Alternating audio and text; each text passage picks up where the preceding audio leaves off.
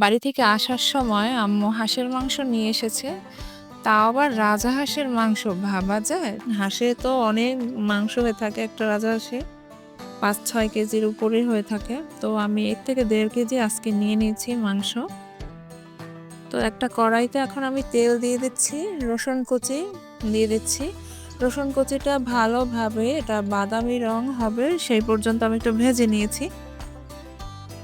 তারপরে আমি মাংসগুলো দিয়ে দিচ্ছি, রাজহাঁসের মাংসগুলো। আগে থেকে আমি ভালোভাবে ধুয়ে নিয়েছি। সো এখন আমি সব মাংসগুলো দিয়ে অন্য মশলা দিব। প্রথমে আমি মরিচ গুঁড়া দিয়ে দিচ্ছি ২ টেবিল চামচ। যে যেভাবে ঝাল খান সেভাবেই দিবেন। আমি আরও ১ টেবিল চামচ দিয়ে দিচ্ছি।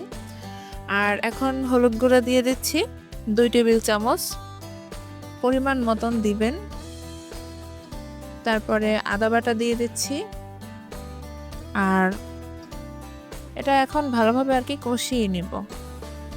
একটু নেড়ে-চেড়ে এটাকে মিক্স করে নেব একদম সব মাংসের মধ্যে, যাতে মশলাটা ভালোভাবে লেগে যায়। এখন পরিমাণ মতন লবণ দিয়ে দেব। যে পরিমাণ মাংস নেবেন সেই অনুযায়ী দিবেন। এখানে আমি এলাচ এবং দারচিনি আর লবঙ্গ এটা দিয়ে দিচ্ছি। এলাচ ৭ থেকে ৮টা আর দারচিনি ৪-৫ টুকরা আর লবঙ্গ ৩-৪টা ফেলেছি। তো আমি এখন ভালোভাবে এটা নেড়েচেড়ে মিশিয়ে নিচ্ছি আর ভালোভাবে এখন এটা একটু কষাতে হবে। ভালোভাবে কষালে হয় কি, দেখা যায় এখন যে মাংসের যে একটা ঘ্রাণ সেটা ভালোভাবে আর কি এটা কষালে সেন্টটা ভালো হয়। এখন পরিমাণ মতন আমি ঝোল দিয়ে দিচ্ছি। এখন এটা আমি মিনিমাম ২০-২৫ মিনিট রান্না করব। ঝোলটা দিয়ে দিচ্ছি। ততক্ষণে মাশাআল্লাহ আমার হাঁস মোটামুটি একটু সেদ্ধ হয়ে যাবে। যেহেতু এটা বড় একটা রাজহাঁস, এটা একটু সেদ্ধ হতে সময় লাগবে। ২০ থেকে ২৫ মিনিট আমি রান্না করব। তেজপাতা দিয়ে দিচ্ছি। তেজপাতা আমার প্রথমে দিতে মনে ছিল না।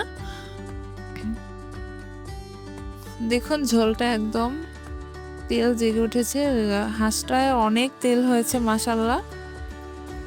আমি বোতলের তেল খুবই অল্প দিয়েছি। ফিরে এসেছি ২০ থেকে ২৫ মিনিট পর। এখন আমি পেঁয়াজ কুচি দিয়ে দিচ্ছি। আগে আমি কখনোই পেঁয়াজ দিই না, তাহলে জাল করতে করতে ঝোলটা টক টক লাগে আমার কাছে।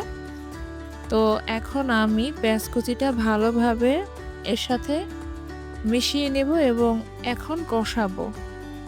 দেখা যায় এখন ঝোলের সাথে এটা ভালোভাবে রান্না করলে পেঁয়াজটা ভালোভাবে সিদ্ধ হবে এবং এর সাথে একদম ঝোলটা গাঢ় হয়ে যাবে।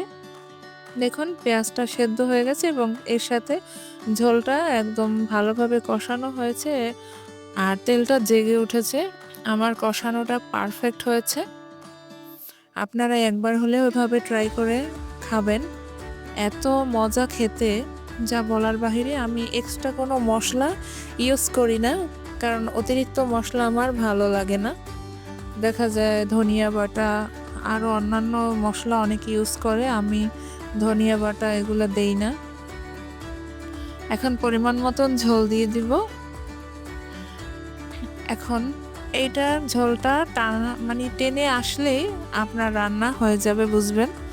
তো ভালোভাবে দেখুন ঝোলটা আস্তে আস্তে টেনে নিচ্ছে। আমি একটু জিরার ফাঁকি দিয়ে দিচ্ছি। রান্নাটাও মাশাআল্লাহ প্রায় কমপ্লিট হয়ে গেছে।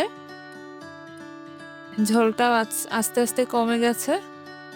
এখন একদম গায়ে গায়ে উঠিয়ে নিব। রান্নাটা মাশাআল্লাহ ভালোই হয়েছে।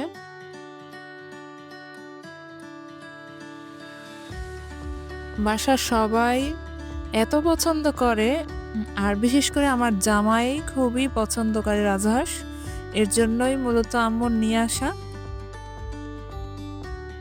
তো কেমন হয়েছে রান্নাটা সবাই বলবেন আর লাইক, কমেন্ট, শেয়ার করবেন। আল্লাহ হাফেজ।